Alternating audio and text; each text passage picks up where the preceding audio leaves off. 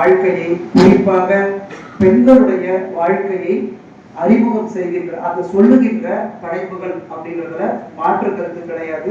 நான் முறைப்படியான அறிமுகத்தையும் செய்ய வேண்டும். கோமதி இருக்கிறாங்க இல்லைங்களா, அவங்க நம்ம பல்கலைக்கழகத்தில் 25 ஆண்டுகளுக்கு முன்னால் இங்கு ஆய்வாளராக சேர்ந்து நிறைய பணிகளை, அந்த காலத்தில் இருந்து சமூக செயற்பாட்டாளரும் கூட நிறைய பணிகளை செய்தவர். அதுக்கப்புறமா எங்களுக்குள்ள தொடர்பிலான ஒருவேளை லட்சுமி ரத்தையிடம் இருந்து அவங்களுக்கு தொடர்பு இருக்கலாம், அப்படியே இல்லை. மிக அதிகமான வருடங்களுக்கு 20 வருடங்களுக்கு பிறகு அவர்களை பார்க்க ஒரு சிறுகதை எழுத்தாளராக நான் பார்க்கின்றேன். அதே போல் மற்றவர்களை எனக்கு அறிமுகம் இல்லை. டாக்டர் நாகமுத்து ஆகட்டும், நாகஜோதி ஆகட்டும், அல்லது நிவேதிதா லூயிஸ் அவங்க வரல, காளி ஆகட்டும், அதுக்கப்புறம் ரொம்ப கோமதி, நாகஜோதி அவர்கள், இவங்கெல்லாம் வந்து எனக்கு அறிமுகம் இல்லை. ஆனால் கதையின் மூலமாக அறிமுகம். பேரெல்லாம் வந்து பதியிருக்கு, ஆனால் கதை ஒவ்வொன்றும் பதிந்தது. ஒரே ஒரு கதை மட்டும், ஏன்னா இந்த பெண்கள் அத்தனை பேர் இருக்கிறதுனால இது எப்படிப்பட்ட புத்தகம் அப்படின்றதுக்கு நான் ஒரே ஒரு கதையை மட்டும் சொல்லிட்டு நான் பின்னாடி பேசுறேன். ஒரு கதையை மட்டும், அது உங்களுக்கு பரிச்சயமான கதை, உங்களுக்கு நெருக்கமான கதை அப்படின்றதுனால பேசுறேன். ஒரு கதையில ஒரு பெண் பிரீத்தி அப்படின்னு நினைக்கிறேன், யார் எழுதுறது கூட நினைவுல இல்லை, பிரீத்தி அப்படின்னு நினைக்கிறேன். அவள் வந்து ஒரு முதல்ல வந்து ஒரு கல்லூரி மாணவியாக இருந்திருக்கான். அவளுக்கு ஒரு காதலன். அவன் என்ன பண்றான் அப்படின்னா, தேட்டருக்கு போலாம் அப்படின்னு கூப்பிடுறான். ஒரு திரையரங்கத்துக்கு போறாங்க. என்னன்னா அவளுக்கு இருக்கிற ஒரு பிரச்சனை என்ன அப்படின்னா, அவள் எப்பொழுதுமே அவனிடம் மட்டுமே பேசிக் கொண்டிருக்க வேண்டும். சோர்ஸ் ப்ரொசஸிங் கிட்டத்தட்ட எப்பொழுதுமே அவளுடன் மட்டுமே இருக்க வேண்டும். என்ன சிக்கல் அந்த வருது அப்படின்னா, அவளுக்கு யூஎஸ்ல இருந்து அவ பணிபுரிகின்ற காரணத்தால இரவு நேரம் முழுவதும் அவள் வேலையில இருக்கணும், இவன் பகல் நேரம் முழுவதும் இவன் வேற வேலையில இருக்கும். இவர்கள் இருவரும் சந்தித்துக் கொள்கின்ற நேரங்கள் மிக மிக குறைவு. இப்போ அந்த தேட்டருக்கு கூட்டு போயிடலாம். அழைத்து கொண்டு போன பிறகு அவன் மெதுவா பேசலாம். அவர்களுக்குள்ள சின்ன சின்ன பிணக்குகள், சண்டைலாம் வருது. ஒரு கட்டத்துல அவன் கேட்கறான், உனக்கு நான் முக்கியமா வேற முக்கியமா அப்படின்னு கேட்கறான். அவன் எப்படிப்பட்டவா அப்படின்னா, அவனுடைய கரியர் தான் வருது கதையில, அதே வார்த்தையை நான் சொல்றேன். அவளுடைய கல்வியில அவள் உயர்ந்து விளங்க வேண்டும் அப்படின்னு நினைக்கிறான். அதனால அந்த வேலைக்கு போறான். திரையரங்கத்திலேயே அவள் சொல்றான், என் முன்னாடிலாம் நீ என்கிட்ட பேசுறிய, இப்ப ஏன் என்னை அவாய்ட் பண்ற, கட் பண்ற, போன் எல்லாம் கட் பண்ற, எப்ப பார்த்தாலும் மீட்டிங் அப்படின்றிய. அப்ப அவ சொல்றா, முன்னாடி நான் கல்லூரி மாணவியாக இருந்தேன், நிறைய நேரம் கிடைச்சது உங்களோட பேசுறதுக்கு, காதலிக்கிறதுக்கு, நீ ஏன் என்ன புரிந்து கொள்ள மாட்டேன்ற அப்படின்ற. இல்ல அவன் அப்பவும் புரிந்து கொள்ளவில்லை. படத்துல திரையரங்கத்துல படம் பாட்டுக்கு ஓடுது, இவன் மெதுவா பேசுறான். அந்த பேச்சு அப்படின்றது கொஞ்சம் உறக்க கத்துறா மாதிரி, அவன் கொஞ்சம் பேசாம அமைதியா பேசு அப்படின்றான். அப்ப அவன் சொல்றான், தயவு செய்து என்ன புரிஞ்சுக்கோ, என்னுடைய வேலை அப்படின்றது எனக்கு முக்கியம். அப்ப ஒரு கேள்வி கேட்டுறாங்க, உனக்கு நான் முக்கியமா அல்லது உன்னுடைய வேலை முக்கியமா அப்படின்னு கேட்கறான்.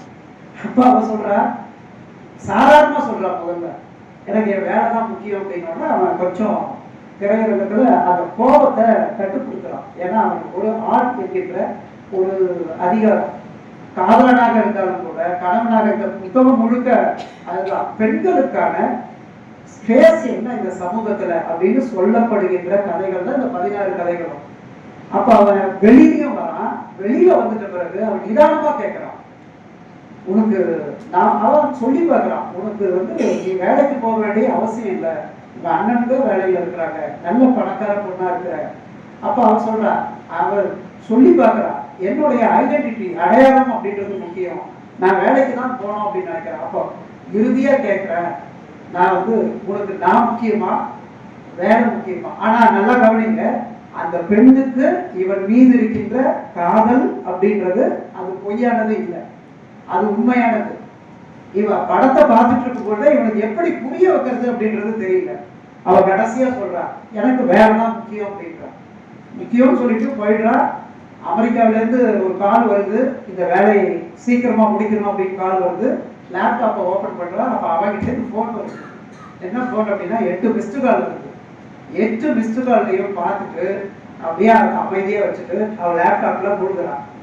என்ன அப்படின்னா அவளுடைய கனவு என்பது அவளுடைய வேலைதான். ஆனால் இது பழைய தமிழ் சமூகத்தில் ஒரு பெண்ணுக்கு வேலையை காட்டிலும் காதலன் தான் முக்கியம் அல்லது கணவன் தான் முக்கியம் என்கின்ற ஒரு சமூகம் ஒரு காலகட்டத்தில் இருந்தது. ஆனால் அதை அப்படியே முற்றிலுமாக அப்படியே தலைகீழாக ஆக்குகின்றது. நான் இது ஏன் சொன்னேன்னா, இது ஒரு கதையை மட்டும் நான் சொன்னேன், மற்ற கதைகள்லாம் மற்றவங்களும் சொல்லுவாங்க. தயவு செய்து இந்த கூட்டத்தை நீங்கள் நடத்துவதற்கு நீங்கள் செல்போன்லாம் பார்க்காம அதெல்லாம் நான் சொல்ல முடியாது, அது உங்கள் சுதந்திரம் என்றாலும் கூட இது 14 பேரும் அவங்களுடைய இது நான் பேசணும் அப்படின்னா நிறைய நேரம் பேசுவாங்க, உங்களுக்கே தெரியும். ஒவ்வொரு கதையும் ஒவ்வொரு வகையா எழுதியிருக்கிறாங்க. நான் ஒரே ஒரு கதை நான் ஏன் இது சொன்னேன் அப்படின்னா, இது அநேகமாக உங்கள் கதையாக இருக்கலாம், இப்பொழுது நடைபெற்றுக் கொண்டிருக்கின்ற கதையாக இருக்கலாம், அல்லது நாளை நடக்கக்கூடிய கதையாக இருக்கலாம்.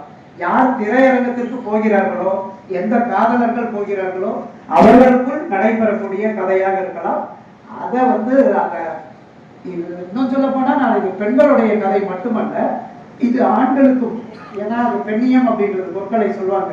பெண்ணியம் என்பது ஏதோ பெண்களுக்கு மட்டுமே இல்லை, ஆண்களையும் உணர வைக்கின்ற கதைகளை இந்த 4 பேர் எழுதியிருக்கிறாங்க. அதுல மீரா மட்டும் வரல, டாக்டர் நாகஜோதி வந்திருக்கிறாங்க. அதே போல் நான் அனைவரையும் தமிழ்துறை சார்பில், துறை தலைவர் சார்பில் வரவேற்பதற்காக நான் இங்க வந்தேன்.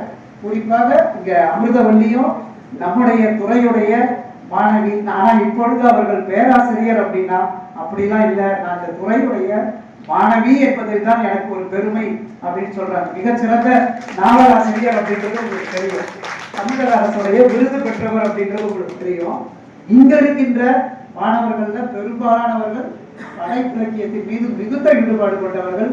தீக்கு ரவிச்சந்திரன் வரல. படைப்பரங்கத்திற்கு எவ்வளவு முக்கியத்துவம் கொடுக்கிறோமோ அதே சமயத்தில் நாங்கள் ஆய்வரங்கத்திற்கும் நாங்கள் முக்கியத்துவம் கொடுக்கின்றோம். அந்த அடிப்படையில் தமிழ்துறை தலைவருடைய சார்பில் நான் காளி அவர்களையும் தொற்கலை அவர்களையும் அமிர்தவல்லி அவர்களையும் சீனு தமிழ்மணி அவர்களையும் கோமதி நாகஜோதி அவர்களையும் சாலை செல்வம் நான் அறிமுகமாக அவர்கிட்ட பெண்ணியலாளர் எழுத்தாளர் சாலை செல்வம் அவர்களையும், இன்னும் வேற யாராவது வந்திருந்தாங்கன்னா தெரியாது, உங்கள் அத்தனை பேரையும் ஆய்வாளர்கள் மாணவர்கள் அத்தனை பேரையும் வரவேற்கின்றேன். இந்த முச்சந்தி மன்றம் அப்படின்னு அவர்கள் செய்கின்ற பணி என்பது தமிழ் சமூகத்திற்கான பணி. கொரோனா காலகட்டத்தில் தொடங்கியது. ஏறத்தாழ 125 கதைகளை வாசித்து விவாதம் செய்தவர்கள் இந்த 4 பேர் அப்படின்றது எங்களுடைய மாணவர்களையும் நினைத்து அது 40-400 பெருக வேண்டும், அது பெருகும் என்கின்ற நம்பிக்கையுடன் என்னுடைய வரவேற்புரையை தற்காலிகமாக வரவேற்புரையை மட்டும் முடித்துக் கொள்கின்றேன். அப்புறமா நான் பேச வேண்டியிருந்தால் நான் பேசுறேன். நன்றி, வணக்கம். இப்பொழுது முறையாக நெறியாளுகையை இப்பொழுது சீனு தமிழ்மணி அவர்கள் செய்வார்கள். நன்றி, வணக்கம். கழகத்தின் சுப்பிரமணிய பாரதியார் தமிழர் குலமும் இணைந்து நடத்துகின்ற அவள் இவள் உவள் நூல் குறித்த திறனாய்வு கருத்தரங்கிற்கு வருகை புரிந்துள்ள அவர்கள் அனைவருக்கும் என் பணிவான வணக்கத்தை தெரிவித்துக் கொள்கிறேன். இந்த அவள் இவள் உவள் நூல் குறித்து எனக்கு பிறகு பேசுவதற்கு 3 பேர் இருப்பதால் என்னுடைய உரையை அறிமுக உரையாக நான் முடித்துக் கொள்ள விரும்புகிறேன். இந்த அவள் இவள் உவள் இந்த தலைப்பே ஒரு வித்தியாசமான தலைப்பு. உங்களுக்கு எல்லாம் தெரியும், நீங்க படிச்சிருப்பீங்க. ஆ இ ஊ 3 சுட்டு எழுத்து அப்படின்னு சொல்லுவாங்க. இப்ப அவள்னா ரொம்ப பின்னாடி இருக்கிறவங்களை குறிக்கக்கூடிய ஒரு சொல்லா இருக்கும். இவள்னா இப்போ ரொம்ப முன்னுக்கு இருக்கக்கூடிய இவங்களை குறிக்கக்கூடிய சொல்லா இருக்கும். அந்த உவள் என்பவங்க தான் இங்க கேள்விக்குறி. பின்னாடியும் இல்லாம முன்னாடியும் இல்லாம இடைப்பட்ட ஒரு கருத்தியல் ரீதியாவோ அல்லது வாழ்க்கையை எப்படி எதிர்கொள்வது என்று தெரியாமல் சிக்கி தவித்து திணறுகின்ற ஒரு பெண்களை பற்றிய ஒரு நூல் என்றுதான் இதை புரிந்து கொள்கிறேன். ஐயா சொன்ன மாதிரி இது அவள் இவள் ஊழலுக்கானது மட்டுமல்ல, அவன் இவன் ஊழல்களுக்கானதும் கூட. ஏன் அப்படின்னு சொன்னாக்கா, பெண் அப்படின்னு சொன்னாக்கா பெண் மட்டும் இங்க தனித்து வாழக்கூடியவளும் அல்ல, பேசப்படக்கூடியவளும் அல்ல. ஒரு பெண்ணை பற்றி பேச வேண்டும் என்றால் அந்த பெண்ணோடு சேர்ந்த ஆண்களையும் பற்றி தான் நாம் பேச வேண்டும். அதுதான் இயல்பு யதார்த்தம். இந்த சிறுகதை தொகுப்புல வந்து ஒரு 16 கதைகள் இடம்பெற்றிருக்குது. அதை வந்து 4 எழுத்தாளர்கள் எழுதியிருக்கிறாங்க. ஒரு ஒட்டுமொத்தமா இந்த நூல் கவனப்படுத்துகின்ற ஒரு மையப்புள்ளி பெண் மையம் அப்படின்னு நம்ம சொல்லலாம். அதுல வந்து ஆண்கள் எல்லாம் இரண்டாந்தாரமான ஒரு கதாபாத்திரங்களாக தான் கட்டமைத்திருக்கிறாங்க. அதுதான் பெண் எழுத்தின் ஒரு வீரியம், பெண் எழுத்தின் அடையாளம். ஏனென்றால் பெண் எழுத்தில் பெண்கள் தான் முக்கிய கதாபாத்திரமா இருப்பாங்க. அப்படி எழுதப்பட்ட கதைகள்ல அந்த 4 கதை ஆசிரியர்கள் எழுத்தாளர்களை வைத்து ஒரு புரிதலுக்கு வரலாம்.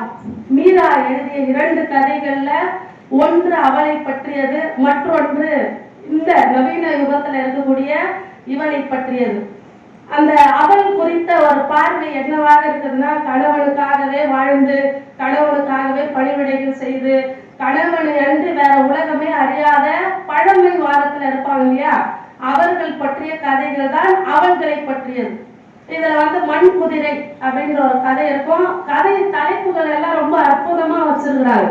அதுவே இந்த நூலினுடைய வெற்றி. நம்ம அதை அப்படியே ஒரு எச்சத்தொடர ஒரு முற்று விளையாக்கினா முடிஞ்சிச்சு அந்த கதையெல்லாம். மண் குதிரை எதுக்கும் உதவாது, குதிரை மாதிரி இருக்கும், ஆனா அதுல ஒரு செயல்பாடு இருக்காது.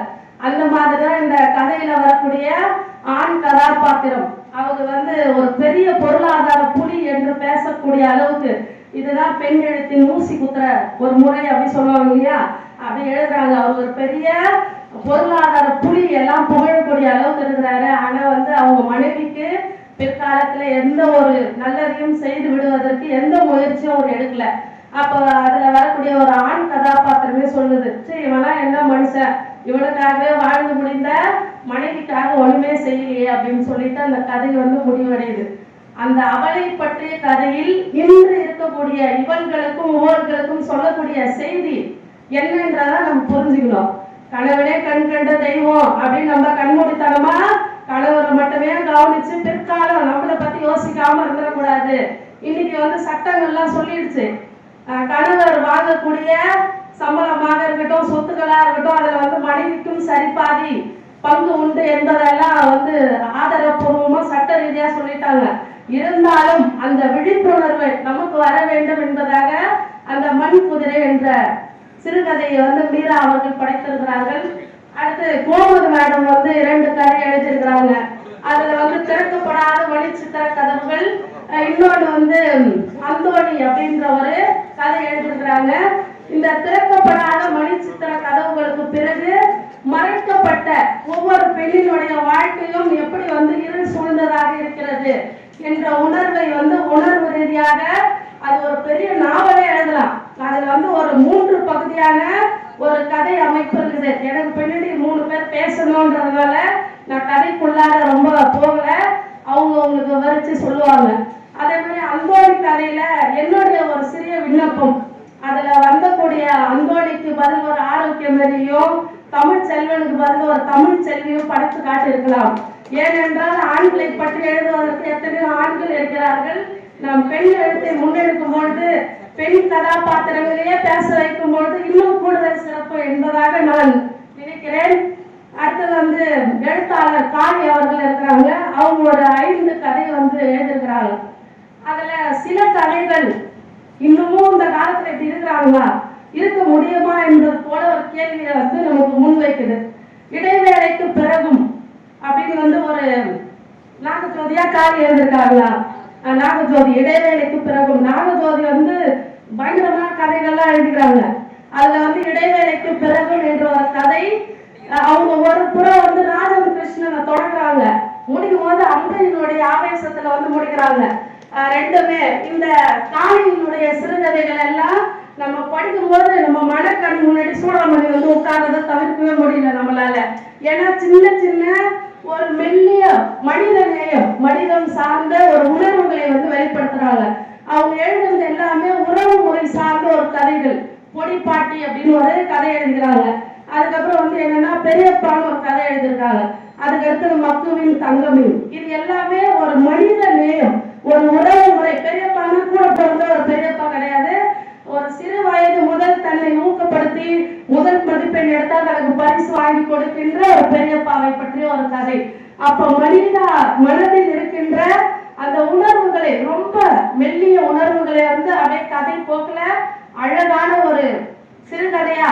ஆனா இவங்க 4 பேருமே ஒரு சிறந்த கதை சொல்லி என்பதை நம்மால் வந்து நிச்சயமா வந்து உள்வாங்க முடியும். ஏன்னா அந்த கதை தொடங்குற விதம், அது பயணிக்கிற விதம், அது நிறைவு பெறுகிறது எல்லாமே ரொம்ப வந்து சிறப்பாகவும் அருமையாகவும் இருக்குது. எழுத்தாளர் காளி எழுதின அந்த 5 கதைகள்ல எனக்கு மிகவும் பேச வேண்டிய ஒரு கதையாக நான் துளசி என்ற கதையை வந்து குறிப்பிட விரும்புகிறேன். ஏனென்றால் ஒரு படித்த பெண், படிப்புனா ரொம்ப பெரிய பட்டப்படிப்பு வேலைக்கெல்லாம் போகல, வீட்டுல வந்து வேலை முடிஞ்ச பிறகு ஒரு புத்தகம் வாசிக்கிறது எவ்வளவு பெரிய ஒரு போராட்டமா இருக்குது. இது வந்து ஒரு பெரிய கதையா அல்லது பெரிய கதை கருவான்னு கேட்டா அனுபவித்தவர்களுக்கு தெரியும். அந்த சொந்த அனுபவம் எனக்கே இருக்கிறது. வீட்டு வேலையெல்லாம் முடிச்சுட்டு புத்தகம் படிக்கிறோம் அப்படின்னா உட்காந்தா என் மாமனார் வந்து கேட்பார், லைட்டு நிறுத்துறாரு, பகல்ல எல்லாம் லைட்டு போட்டு நமக்கு படிக்க வேண்டிய வேலை இருக்குது அப்படின்னு சொல்லிட்டு. அப்ப அந்த துளசி வந்து வாசிக்கிறதுக்காக ஏங்குறாங்க. அப்ப அந்த கதை இப்படியாக இருக்க நகருது. என்னன்னா அவங்களுக்கு வந்து வீட்டுக்கு தூரம் வந்தால் ரொம்ப மகிழ்ச்சி ஆயிடுறாங்க. ஏன்னா வீட்டுக்கு தூரம் ஆனாக்க வேலையெல்லாம் செய்ய மாட்டாங்க பெண்கள். பொதுவா சமையல் அறைக்கு போக மாட்டாங்க, பூஜை அறைக்கு போக மாட்டாங்க. அந்த 2 அறைக்கு போகல அப்படின்னாலே பெண்கள் முழு சுதந்திரத்தோட இருக்கிறாங்க, அவங்க செயல்படுறாங்கன்னு அர்த்தம். ஏன்னா ஒரு பெண்ணை வந்து கட்டி போடுகின்ற 2 இடம் அந்த இடம் தான். அப்ப அந்த துளசிக்கு வந்து அந்த வாசிப்பின் மீது ஒரு தீராத காதல். அப்போ ஒரு தடவை சுருளி ஆக எல்லாரும் குடும்பத்தோட என்ன பண்ண போறாங்க, அதிகபட்ச போய் குளிச்சுட்டு எடுத்துன்னு போ, கட்டு சோறு சாப்பிட்டுட்டு காத்து வாங்கிட்டு வந்துருவாங்க, அவ்வளவுதான். அந்த நேரத்துல துளசிக்கு வந்து என்னன்னா படிக்கிறதுக்கு நேரம் கிடைக்கும் அப்படின்னு அது வந்து ரொம்ப மகிழ்ச்சியா வரவேற்கிறாங்க. அப்ப துளசியினுடைய கதாபாத்திரம் வந்து அங்க ரொம்ப நுட்பமா சொல்லியிருக்கிறாங்க. என்ன காரணம்னா அவங்க எதிர்த்து பேச மாட்டாங்க. அவங்க கணவர் கிட்ட வாய் வரைக்கும் வரும் வார்த்தைகள் எல்லாம். இந்த கவுண்டர் கொடுக்கறதுன்னு சொல்லுவாங்க இல்லையா, ஒரு முறையும் கவுண்டர் கொடுக்க நினைப்பாங்க, ஆனா மனசுக்குள்ளேயே வந்து நினைச்சிருவாங்க. அவங்களை பத்தி அவங்க கணவர் வந்து சொல்லுவாங்க, என்ன சொல்லுவாங்கன்னா, ஒரு தடவையாவது நீ ஒரு நாளாவது பாத்திரத்தை கீழே போடாம உன்னால வைக்க முடியுதா, அப்ப உனக்கு எவ்வளவு கவனம் சிதறல் இருக்குதுன்னு. ஆனா அதுல கவனம் சிதறல் கிடையாது, கவனம் பத்தினா ஒரு மையம்.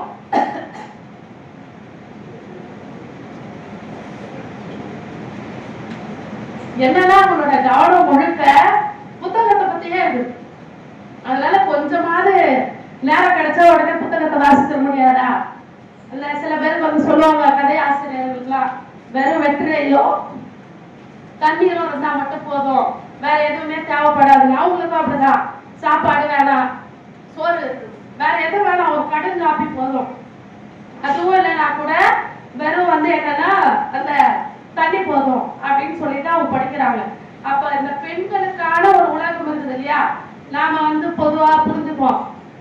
இந்த ஆடை அலங்காரம் இதுலதான் பெண்கள் வந்து அவங்களுடைய கவனத்தை வந்து குவிக்கிறாங்க அப்படின்ற ஒரு பொது பார்வையில இருந்து ஒரு புத்தகம் வாசிப்பதற்காக ஒரு பெண் எப்படியெல்லாம் தன்னை வந்து நிலை நிறுத்திக்கிறாங்க பெண்ணாக. அப்ப அந்த காளி எழுத்தாளருடைய கதைகள் எல்லாம் ஒரு உறவு சார்ந்த ஒரு பெண்ணை மையப்படுத்திய ஒரு மெலிதான உணர்ச்சி, அந்த ஒரு விஷயம் வந்துட்டு அழகாக அவங்க வந்து சொல்லியிருக்காங்க. எனக்கு உண்மையிலேயே சூடாமணி வந்து கண் முன்னாடி வராங்க அவங்களுடைய கதைகளை படிக்கும் பொழுது. அடுத்தது வந்து நாகஜோதி இருக்கிறாங்க இல்லையா, அவங்க ஏதோ ரொம்ப அமைதியா உட்கார்ந்துக்கிறாங்க, ஆளுக்கும் அவங்களுடைய எழுத்துக்கும் சம்மந்தமே இல்லாத மாதிரி அப்படியே புரட்டி போடுறாங்க. ஒரு கதையும் படிக்கும் போது ஐயா சொன்ன கதை வந்து மகிழினி, அது தலைப்பை ரொம்ப அற்புதமா வச்சுக்கிறாங்க. மகிழினின்றத பெயர் சொன்னா வைக்கல, மகிழினி விடையா பிரிச்சுட்டாங்க. அது வந்து அவங்க குறிப்பா ஒரு விஷயத்த சொல்றாங்க. என்ன அப்படி சொன்னா, உன்னை எது அன்பா கூட இருக்கட்டும், எதெல்லாம் உன்னை அடைக்கி ஆடணும்னு நினைக்கிறியோ அதான் தூர எடுத்துட்டு போ, அப்பதான் உனக்கு இனிமே வாழ்க்கையிலன்றத மறைமுகமா சொல்றாங்க. அது கணவனா இருந்தாலும் யாரா இருந்தாலும் காதலனா இருந்தாலும் இந்த படைப்புல அறிமுகம் சொல்லக்கூடிய ஒரு விஷயம், நிறைய திருமணங்கள் வந்து காதல் திருமணம், காதலிச்சு பெற்றோரை எதிர்த்துதான் திருமணம் செஞ்சுக்கிறாங்க. ஆனா இல்வாழ்க்கை சரியாக போக மாட்டாங்க. அப்ப கேள்வி எழுப்புறாங்க, சிறந்த காதலின் சிறந்த கணவனா இருக்க முடியாதோ, இல்ல சிறந்த கணவனால சிறந்த காதலனா இருக்க முடியாதோ? உண்மை யதார்த்தம். காதலித்து திருமணம் செய்து கொண்டவர்களுக்கு தெரியும் முன்னாள் காதலன் எப்படி இருந்தார், இன்னார் கணவன் எப்படி இருக்கிறார் என்பது. அதையெல்லாம் அவங்க வந்து அந்த கதையில ரொம்ப நுட்பமா அழகா சொல்லியிருக்கிறாங்க. அப்ப அந்த மாதிரி கதையில எனக்கு இடைவேளைக்கு பிறகும் நான் சில புத்தகங்கள் படிச்சேன்னா எனக்கு என்னுடைய மாணவர்கள் எப்படி இருக்கிறாங்க, அவனா இருக்கிறாங்களா இல்ல இவனா இருக்கிறாங்களா இல்ல உவனா இருக்கிறாங்களா, நான் அப்பப்ப பரிசோதனை பண்ணுவேன். அப்ப அந்த இடைவேளைக்கு பிறகும் கதையை படிக்கும் போது எனக்கு ஒரு ஐயப்பாடு, அது என்னால ஏற்றுக்க முடியலதா, இப்பவும் இப்படி இருப்பாங்களா. என்னன்னா ஒரு 1970 80கள்ல ஒரு தமிழ் சினிமா படத்துல ஒரு ஹீரோயின் வருவாங்க இல்லையா, இந்த மாப்பிள்ளைய பிடிச்சிக்குதா அதே இருப்பாங்க. அப்ப அவங்க பார்த்த உடனே சொல்லுவாங்க பிடிச்சிக்குதா பிடிக்கல, ஒரு தலையாட்டுவாங்க இல்லையா. அந்த மாதிரி ஒரே மாதத்துல ஒரு திருமண ஏற்பாடு நடத்துறாங்க. அந்த பெண் வந்து திருமணம் முடிஞ்சு அவங்க மாமியார் வீட்டுக்கு போறதுக்காக போறாங்க. அப்ப அவங்க அம்மா அப்பா மட்டும் இல்ல, எங்க அப்பா அம்மால இருந்து உங்க அப்பா அம்மா வரைக்கும் எல்லாம் அப்பா அம்மாவும் சொல்லக்கூடிய ஒரே விஷயம், போற இடத்துல பார்த்து பொறுப்பா நடந்துக்கணும், எங்க பேருக்கு எடுத்து வச்சிடக்கூடாது, மாப்பிள்ளை வீட்டாரங்களை பார்த்தா வந்து என்ன எல்லாரும் ரொம்ப அருமையானவங்களா இருக்கிறாங்க, நீ வந்து என்ன எந்த அதிக பிரசிகத்தனமும் பண்ணிடக்கூடாது அப்படின்ற ஒரு வார்த்தையை சொல்லி அனுப்புறாங்க. அவரு கணவர் வந்து ஒரு மிக சிறந்த கணவர் அப்படின்றத எனக்கு இதெல்லாம் பார்க்கும்போதுதான் இல்ல ஒரு ஆண் எடுத்து வந்துட்ட மாதிரி இருக்குது. ஆனா பின்னாடி வந்து மூணு குத்தம் நல்லா சுத்துறாங்க. ஏன் அப்படின்னா ஒரு ஆண் சிறந்த கணவரா இருக்கிறாரு. மனைவியா தானா அந்த கண்ணீரோட பிரிவினை கொடுத்துட்டு அவங்களா உள்ள வந்து உட்கார்ந்து கதை சாத்துற வரைக்கும் வந்து என்ன அவசரப்படுத்தாம இருக்கிறாரு. அதுவே ஒரு ஆண சிறந்த பண்பு. ஏன்னா மணி அதுவா கார் எடுக்கணும் அப்படின்னு சொல்லல அவரு. அப்புறம் வந்து மனைவியை பார்த்து கேட்கிறாரு, உனக்கு கஷ்டமா இருக்குதா, 22 வயசு வரைக்கும் பெற்று வளர்த்த அப்பா அம்மா தாய் கிட்டலாம் மறந்து வரப்போ ஆனந்தமாக இருக்கும். அப்ப அவர் ஒரு கேள்வி கேட்கிறாரு. அவங்க என்ன சொல்றாங்க, ஆமா தப்பு கணக்குல போடாத விதமா உடனே இல்லை அப்படின்னு சொல்லிடுறாங்க. ஏன்னா கஷ்டமா இருக்குதுன்னா சொல்லக்கூடாது. பெண்களை அப்படிதான் காலகாலமா வந்து பழக்கப்படுத்தி கற்பிக்கிறாங்க. அப்ப உடனே வந்து காரை எடுத்துன்னு போறாரு, ஒரு ஆறுதல் சொல்றாரு, உனக்கு எந்த டிஸ்கம்ஃபர்டபுள் நடந்துடாது, அது வந்தீங்கன்னா நீங்க எப்படி வந்து கம்ஃபர்டபுளா இருக்கிறியோ அதே மாதிரி இருக்கலாம் அப்படின்னு சொல்றாரு. அதுக்கு அந்த பொண்ணும் அவ்வளவுதான். உங்க வீட்டுக்கு போறாங்க, நடுக்கூடத்துல மாமியார் மாமனார் எல்லாம் உட்காந்துக்கிறாங்க. அப்ப வந்து சொல்றாங்க, ஒண்ணும் உனக்கு தயக்கம் வேணாமா, உன் வீட்டுல நீ எப்படி இருப்பியோ அது மாதிரி எங்க கூட வந்து சகஜமா உட்கார்ந்து பேசலாம். ஏன் அப்படின்னா மாமியார் எதிர்க்க நம்ம சரி சமமா உட்காரக்கூடாது. உட்கார்ந்தா மரியாதை இல்லாம புண்ணிய வளர்த்து வச்சுக்கிறாங்கன்றது அப்பா அம்மாவுக்கு வந்து அவ பேரா மாறிடும். அப்ப உடனே அவ வந்து அப்படியே தயங்கியபடியே கையில பொட்டிய வச்சு நிக்கிறா, நான் எங்க போகணும் எதையா ரூம் அப்படின்றது தெரியாம.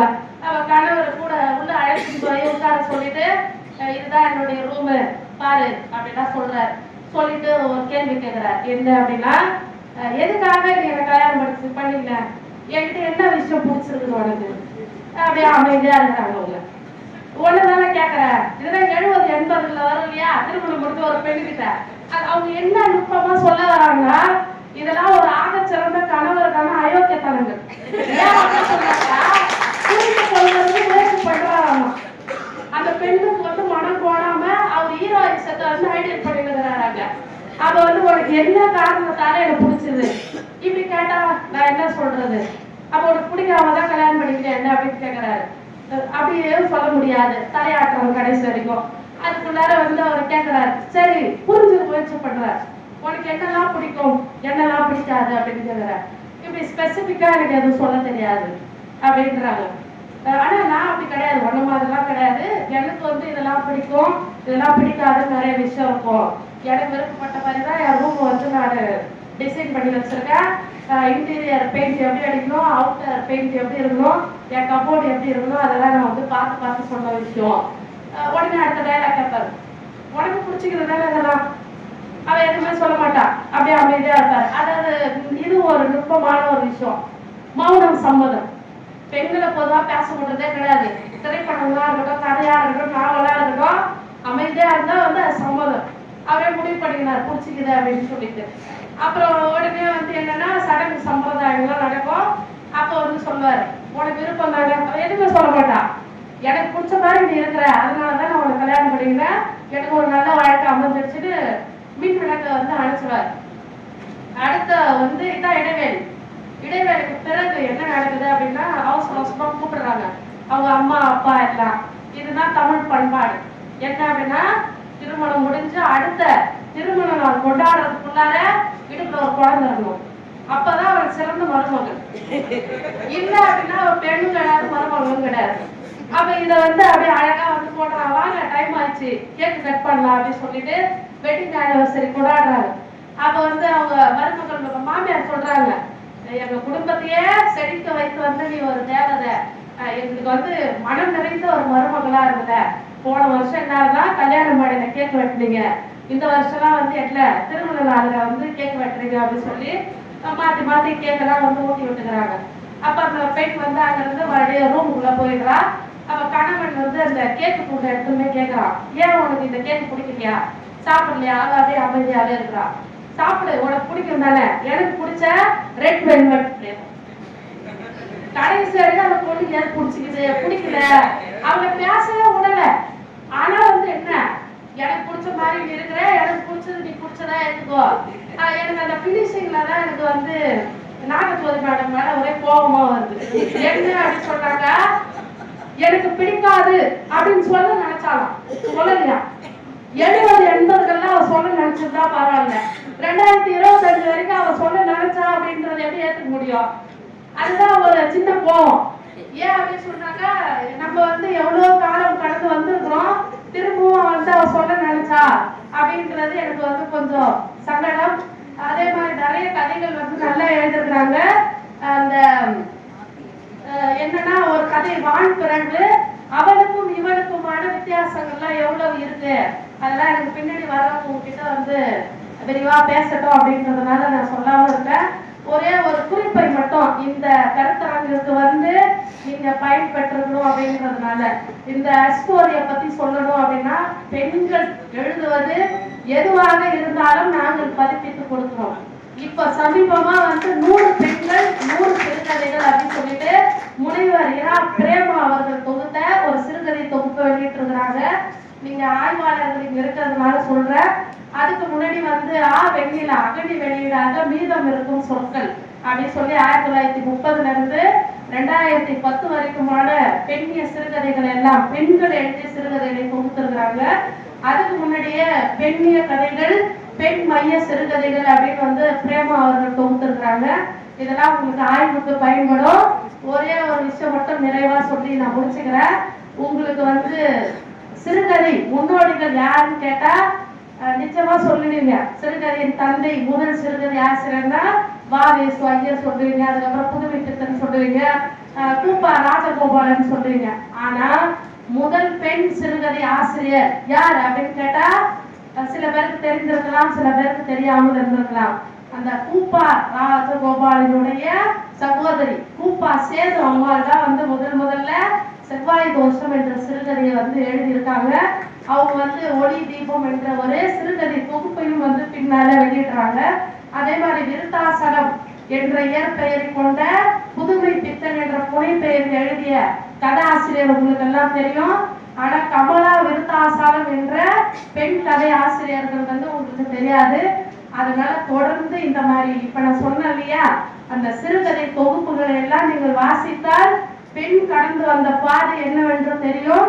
ஏன்னா ஒவ்வொரு தமிழ் இலக்கிய வரலாற்றிலும் ஆண் கதாசிரியர்கள் தான் தவிர்த்து எங்கேயாவது ஒரு இடத்துல சூடாமணி பெயரும் ராஜகிருஷ்ணன் பெயரும் இருக்கும். அதை தாண்டி நீங்க எந்த ஒரு பெண் ஆசிரியர் பெயரும் பார்க்க முடியாது. இப்போ வந்து அனுத்தம்மா, அம்பை, லக்ஷ்மி இவங்களுடைய பெயர்கள்லாம் வந்து சேர்க்கிறாங்க.